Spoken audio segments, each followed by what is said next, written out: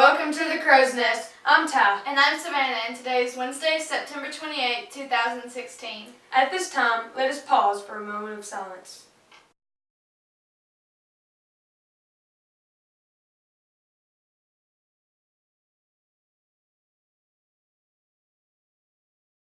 Please stand for the Pledge of Allegiance. Attention, salute, pledge. I pledge allegiance to the flag of the United States of America and to the republic for which it stands, one nation, under God, indivisible, with liberty and justice for all. Our message for today is about striving for equality in everything that you do. Promise yourself you'll do quality work. It will become a habit, and we know how hard it is to break a habit. If you form good habits now, it will lead to success in school and success in other areas of your life. Developing a positive work ethic. When you do so, any task you're given, you do it to the best of your ability and your full potential. That means you do not halfway anything. Remember, this is key. The way that you think about what you are doing is going to show whether you did it halfway or you were very positive when you started to take that task at hand. People often, this is the negative part that I'm talking about, usually think that work is too long, lame, boring. They feel like they could be doing something else. Instead of having that negative attitude towards the job that you're doing, think about how you can do your part and contribute. Something to think about. Remember, life is precious. Handle it with morality. Roll. For lunch today, our menu will be buffalo chicken flatbread or cheese breadsticks, sauce, potato wedges, corn, broccoli, salad, and a banana, or a grab-and-go meal. The Lady Pirates Volleyball will travel to Dora tomorrow with the game beginning at 4 p.m. Come support our Pirates. Today will be a 60-40 day for Winfield City Schools. Students will be dismissed at 11:45, and teachers will remain until 3 o'clock.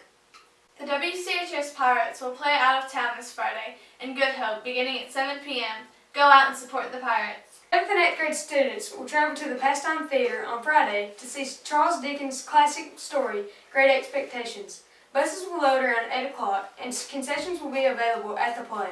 The cost of admission is $5 per student and should be paid to your homeroom teacher as soon as possible. Great Expectations, I'll wash 'em up. Well, the name's Pirrup, Philip Pirrup, but Pip is a lot easier to say, so let's go with that. Before I became the handsome devil you see before you, I was a scrawny kid living in the cold, wet marshes with my scary sister and her not-so-scary husband. I used to hang out in a graveyard, which wasn't so bad until an escaped convict showed up and threatened to kill me. Then I got an invitation to hang out with Miss Havisham, a rich neighbor lady who wore her nasty old wedding dress every day. Must have been a bad breakup. But her adopted daughter, Estella, was seriously hubba hubba. Miss Havisham raised her to be a man-hating heartbreaker, but I knew I could melt her icy heart. When I inherited a bunch of dough from an anonymous benefactor, I knew it had to be the work of Miss Havisham trying to get us two crazy kids together. Aww. I was hot stuff now, so I went to the big city where I met my new best friend, Herbert Pocket. Hey! When I wasn't hanging with Herbie, I spent most of my time thinking about Estella, visiting Estella, and getting my heart ripped out by Estella. Magwitch, the creepy convict from the graveyard, showed up at my place. Hey, can I crash on your couch? Turns out he was the one bankrolling my high society lifestyle. You want to hear about the mustard garnish on the poop sandwich? My daddy Warbucks was here illegally, so I had to hide him from the cops. Plus, his ex-partner in crime, Compasson, was lurking around waiting to attack. Perfect. In this time of crisis, I decided to confront Estella and Miss Havisham about stunting my emotional development. I told Estella I loved her. Fat lot of good that did, because she still went and married Drummel, an absolute arachnid of a human being. Miss Havisham did apologize for all the stomping, though, right before she caught on fire. I put her out because I'm a nice guy, but she still died. Oh well, you win some, you lose some. I decided it was time to get in touch with my dangerous side, so I did a little recon and figured out that, well, spoiler alert, Magwitch is Estella's biological father.